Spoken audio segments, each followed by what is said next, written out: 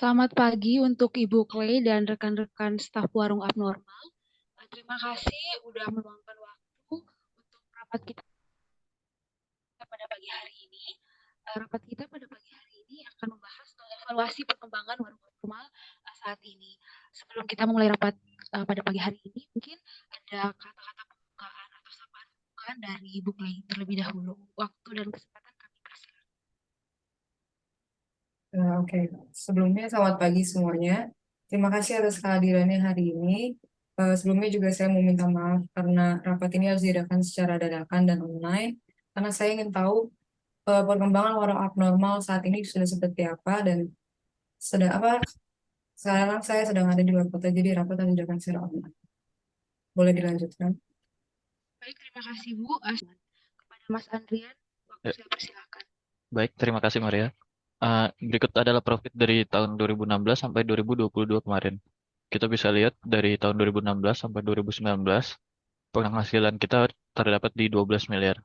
Dan setelah 2020, awal COVID, penghasilan kita turun jadi 7,9. Itu sekitar 4 miliar atau 3 miliar.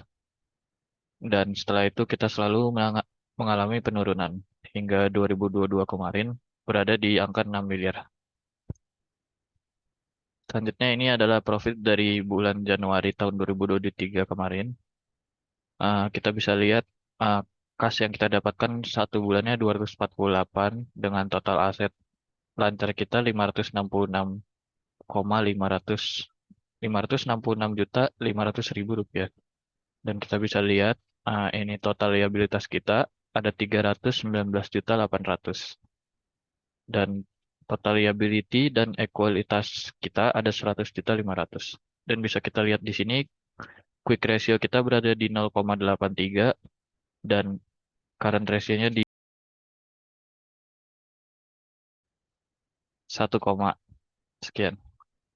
Dan ini di 0,83 ini quick ratio kita berarti kita ada uh, di situasi yang harus waspada karena ini akan berdampak untuk pada kita selanjutnya.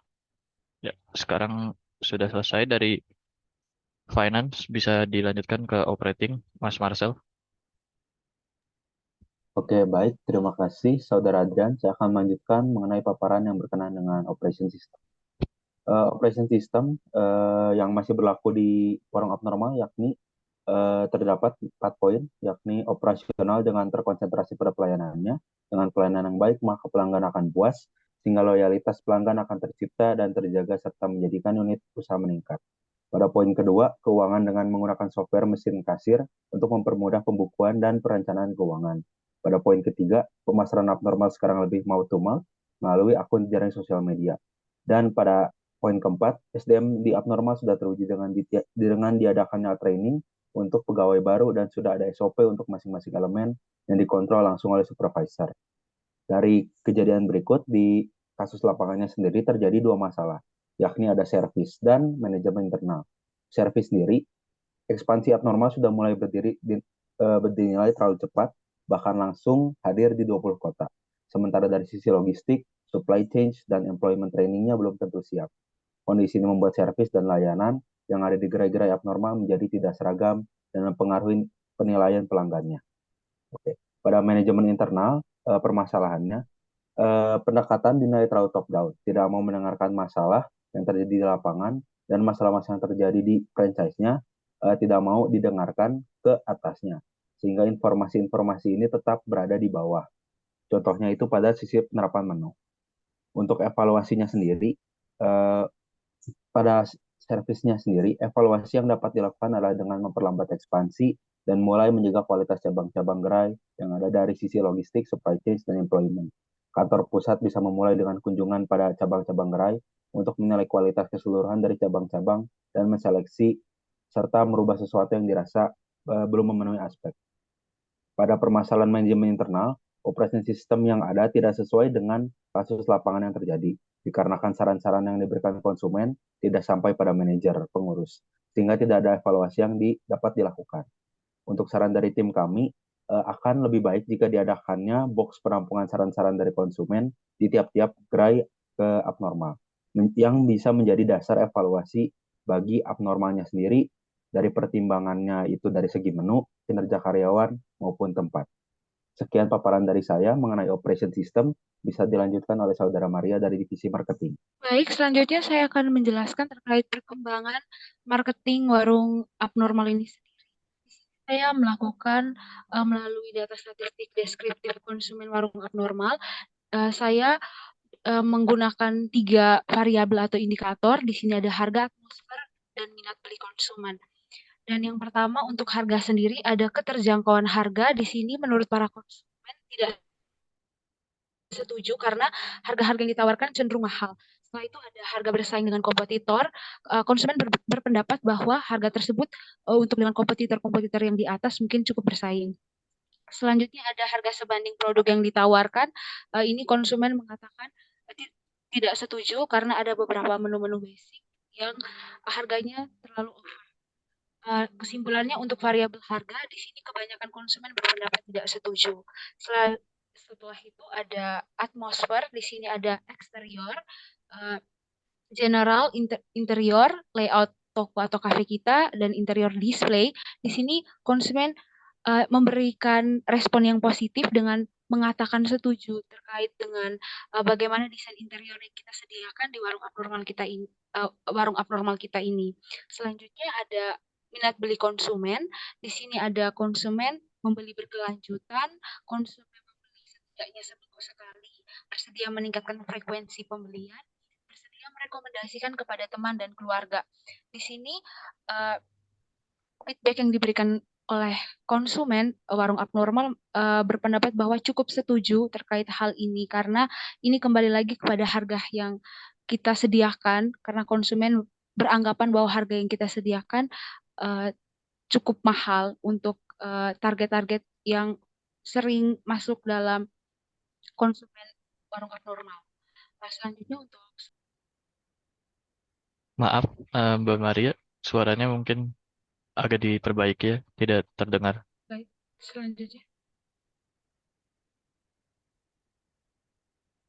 selanjutnya di sini solusi yang divisi marketing tawarkan untuk permasalahan yang kami lihat dari tabel yang saya tunjukkan tadi. Di sini terkait dengan inovasi menu, dari divisi marketing sendiri menyarankan bagaimana warung abnormal sendiri mengadakan kembali menu-menu unggulan atau best seller seperti yang dulu pernah diadakan seperti green tea atau mungkin bisa menciptakan menu-menu baru lain.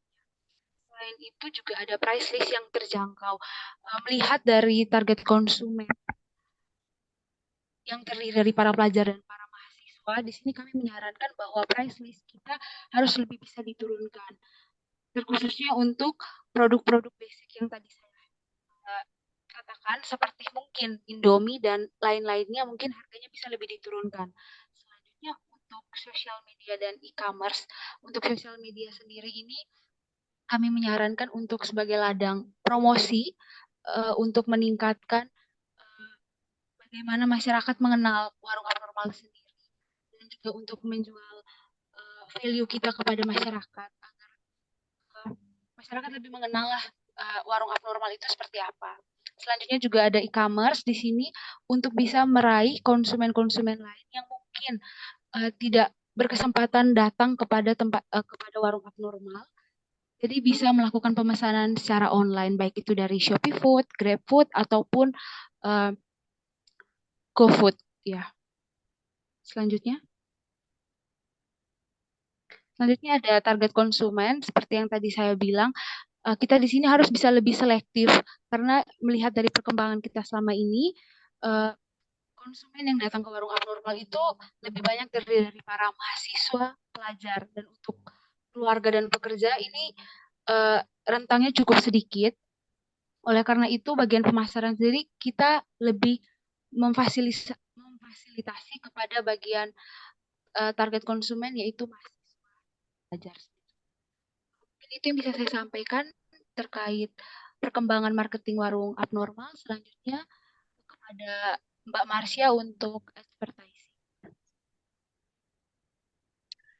Baik, dari divisi advertising, sudah beberapa tahun ini Kan warung abnormal cara mempromosikannya itu seringnya melalui word of mouth, dan hal ini biasanya dilakukan melalui aplikasi media sosial Twitter. Tapi menurut saya, kalau dari Twitter saja itu tidak cukup, karena aplikasi tersebut postingannya itu biasanya hanya berupa tulisan aja atau foto-foto yang biasa aja gitu. Jadi menurut saya agar kafe kita ramai lagi, kita harus lebih sering menggunakan aplikasi media sosial lainnya. Contohnya ada TikTok dan Instagram yang sekarang tuh lagi ngetren banget dan lebih sering dipakai oleh banyak orang. Nah, dari aplikasi TikTok itu kita bisa membuat video dengan konten yang unik dan menarik agar orang-orang tertarik dan ingin datang ke warung abnormal lagi. Dan untuk Instagramnya, sebenarnya kita tuh juga udah pakai Instagram dari dulu, tapi menurut saya kurang aktif dan kurang dikembangkan lagi. Jadi menurut saya kita juga harus bisa sering-sering mengupdate Instagram story kita. Dan feeds-nya juga harus bagus dan rapih gitu agar Instagram account kita enak dipandang dan orang-orang juga nanti bakal enak lihatnya dan tertarik juga. Lalu menurut saya mungkin kita juga bisa memberikan tawaran dan promo menarik rutin agar pelanggan semakin tertarik untuk datang ke warung abnormal. Adapun tawaran tersebut bisa berupa diskon member, promo diskon hari besar atau diskon bulanan, hingga giveaway. Tapi harus dipastikan sudah melakukan perhitungan terkait tawaran dan promo ini. Dan yang terakhir terkait dengan media sosial, menurut saya kita juga bisa banget bekerja sama dengan food blogger atau influencer gitu, Bu. Untuk food blogger, contohnya ada Magdalena, Ria SW, Tan Boykun, dan banyak lagi. Nah, menurut saya influencer itu dapat meningkatkan kredibilitas atau kepercayaan audiens terhadap apa yang dipromosikan sama mereka dan menjangkau target audiens secara efektif dengan memilih influencer yang tepat. Kita dapat menjangkau target audiens yang relevan secara efektif. Audiens influencer yang tertarik dengan apa yang mereka promosikan bisa menjadi audiens kita juga, Bu. Dari advertising itu aja sih. Terima kasih untuk teman-teman yang udah mempresentasikan laporan perkembangan warung abnormal, baik dari divisi finance, operating, marketing, dan juga advertising. Ibu Clay, mungkin sekian yang bisa kami sampaikan. Apakah ada penambahan dari Ibu ataupun saran dari Ibu? Oke, sebelumnya saya mau berterima kasih juga untuk kalian karena sudah memaparkan materi-materi dan data-data tentang warung normal.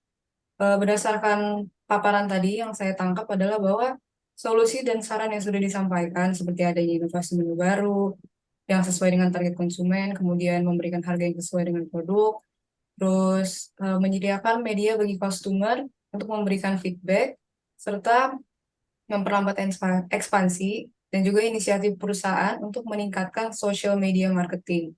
Dan saya harap itu semua dapat direalisasikan ke depannya, sehingga nantinya juga akan membantu perusahaan dari segi finance atau keuangan, dan juga nantinya warung abnormal akan berkembang jauh lebih baik lagi dari sekarang. Mungkin itu saja dari saya. Terima kasih. Baik, Bu, terima kasih untuk kata-katanya, sarannya. Semoga solusi yang kita tawarkan betul-betul bisa kita realisasikan ke depannya. Demikian teman-teman rapat kita pada pagi hari ini. Mohon maaf, mungkin rapat kita kali ini secara online. Terima kasih juga untuk sudah hadir pada pagi hari ini. Mungkin kita bisa mengakhiri rapat kita. Oke, terima kasih. Terima kasih Semuanya.